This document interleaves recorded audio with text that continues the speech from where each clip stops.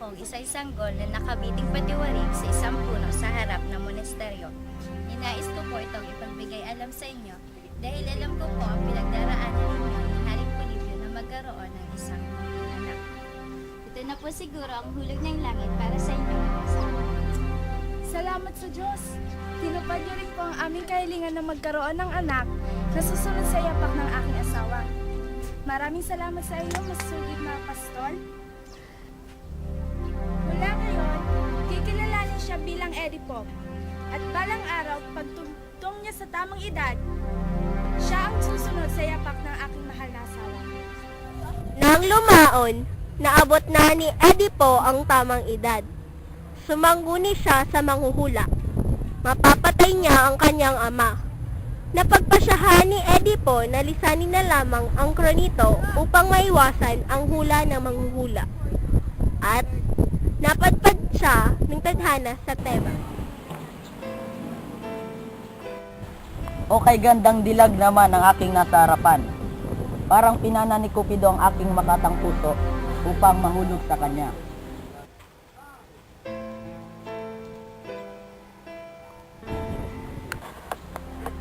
Wala akong ninais na hindi ko nakamit.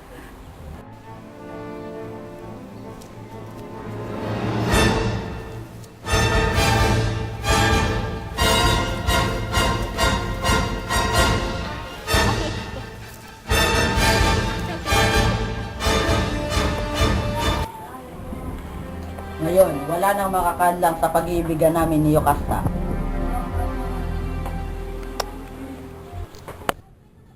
Nagkatotoo ang hula ng orakulo. Pinakasalan ni Edipo ang kanyang ina na si Reyna Yocasta. Nagkaroon sila ng mga anak, kasali na sina Eteocles at Polines. Naglaban ang dalawa nang nilisan ni Edipo ang Tebas, kasama ang kanyang anak pang si Antigona. Nang malaman niyang napatay niya ang kanyang ama at pinakasalan niya ang kanyang Ibigay mo sa akin, Eteocles, ang trono at corona. Hindi ako mapayag! Pagkakas mo na yun! Ay, Pastorante! Ilagaw mo sa akin ang lahat ng kapuyan! Naraman na sa'yo! Mamatay! Ah! Kasan mo! Wala na yung ginagawa at tinigsasasabi mo sa nakasalaysay sa papel mo. Balak mo nang patayin si Florante. Ano na isipan mong pagbalakang patayin si Florante? Ay siya mismong kababayan at sa mag-aral mo. Matawarin mo po ako aking guro. Ngunit inagaw niya sa akin ang lahat ng kapurian. Ano klaseng pagbabalak niyo ang ginawa mo, Adolfo? Ang akala ko pa naman, tunay kitang kaibigan, ha? Oo, sana. Ngunit, inagaw mo lahat ng kapurian na para sa akin simula nang pumasok ka sa Athena. Palayasin si Adolfo! Isa siyang lilo dito sa Atenas! Palayasin siya! Bilang inyong guro, pinagdesisyonan kong lisanin mo na Adolfo ang Atenas.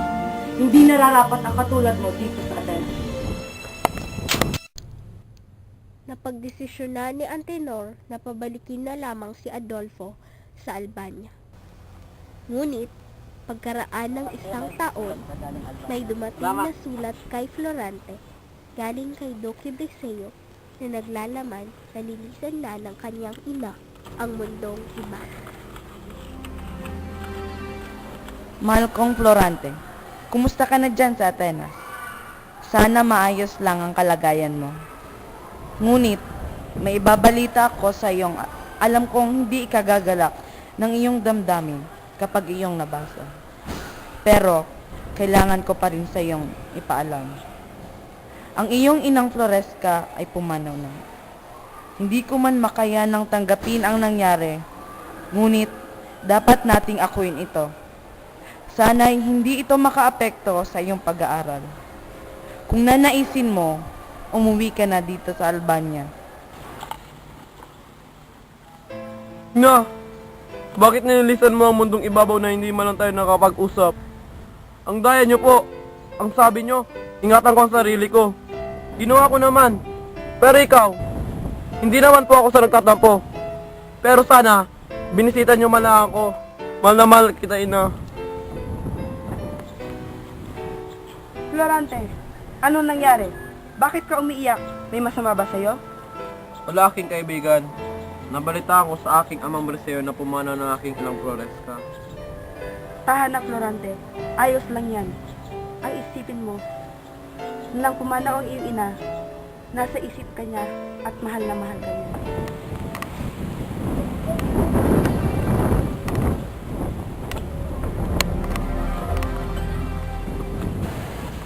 Florante, ang iyong tulong ay kinakailangan naming tunay, lalo na sa panahong ito.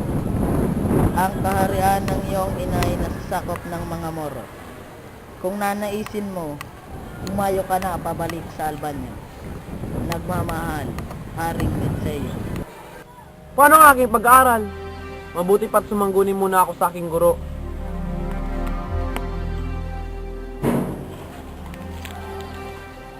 O Florante, bakit ka nandito?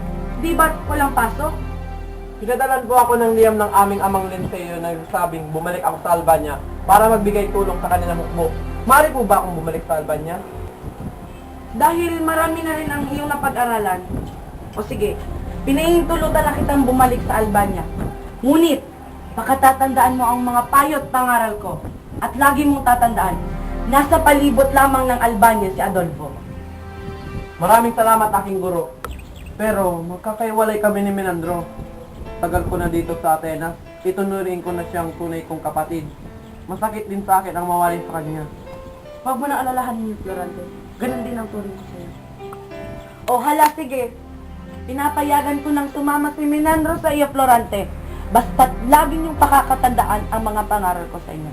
O sige, kumayo na kayo patungong Albania. Naglakbay na si Teka, Menandro, Florante hintayin at mo ako. Menandro papuntang Albania. Mahaba-haba rin ang nilakbay nila. Nakarating na sina Florante at Menandro. Ama! Unang Ama! nakita ni Florante Tawa ka! ay ang Nakita kanyang na rin ama. ka. Maligaya kung nagkita tayong muli. Gayon din ako, iho. Siya nga po pala, ama. Ito po si Menandro, ang matalik kong kaibigan sa Atenas. Kinagagala ko po kayo makilala. Ako din iyo. O siya nga na, Florante, inimbitahan tayo ni Haring Linseo na pumunta sa kanyang palasyo. O siya, halika na, isama mo na rin si Menandro. Dito na lang muna ako, Florante. O sige, hintayin mo lang kami dito, ha?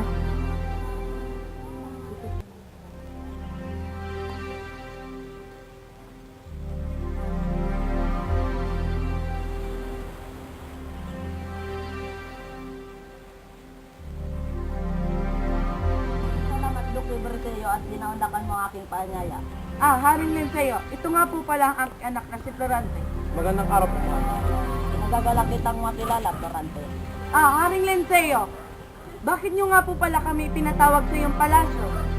Nais ko po kasing pag-usapan natin ang digmaan laban sa mga Moro na magpapalaya sa mga bihag na taga-Croton. Nais ko ring isali si Florante sa ukbong sandatahan ng Albania. Ang balita ko nga galing pa lang siya sa pag-aaral sa Atenas. Oo nga, mahal na hari. O Florante, ikwento mo sa mahal na hari ang naging karanasan mo habang ikay nasa Atenas. Opo, nag-aral po ako sa Atenas. Nandiyan ka pala, Laura. At siya nga pala, siya ang natatangi kong anak, si Laura. Sige, pagpatuloy mo, Florante. Mag-aaral po ako sa Atenas upang mahalin si Laura. Ano? Ano sinabi mo, iyo? Nag-aral po ako sa Atenas ng astrolohiya, matematika, at filosofiya. Maraming magagandang babae doon, ngunit si Laura ang pinakamaganda. Sobrang naguluhan ang pag-iisip ni Florante nang makita niya si Laura. Dahil sa sobrang kagandahan ni Laura, isinalarawan niya ito sa isang bulaklak. Ngunit, kinabukasan ay ang oras ng pag-alis ni Florante. Bago siya umalis, nakapanayam niya si Laura.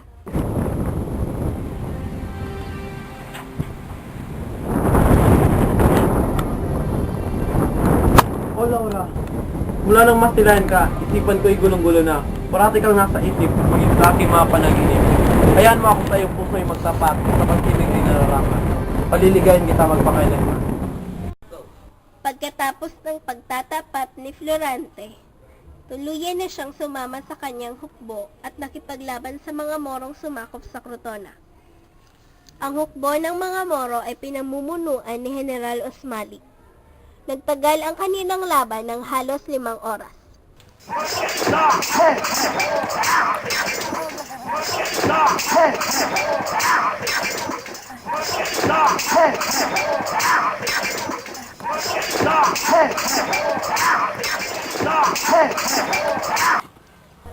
Lubha ang pagpapasalamat ng mga taga-Crotona kay Florante nang mapalaya niya ang mga Croton at mapatay si General Osmali. Pagkatapos ng pakikipaglaban ng kanilang hukbo, nagmadaling uwi muna ng Albania si Florante. Ngunit, nang malapit na sila sa Muog, nakita nila ang bandila ng mga Moro na nakawagayway. Ang ibig sabihin, nasakop na ng mga Moro ang Albania sa pamumuno ni Aladin na pinagsasalaysayan niya ngayon. Nakita ni Florante ang isang binibini na malapit ng pugutan. Nangamba si Florante nang makita niya ito dahil baka siya si Laura. Bigla nilang nilusob ang mga Moro. Nang napatay nila ito, nilapitan agad ni Florante ang babaeng nakagapos. At sa laking gulat niya,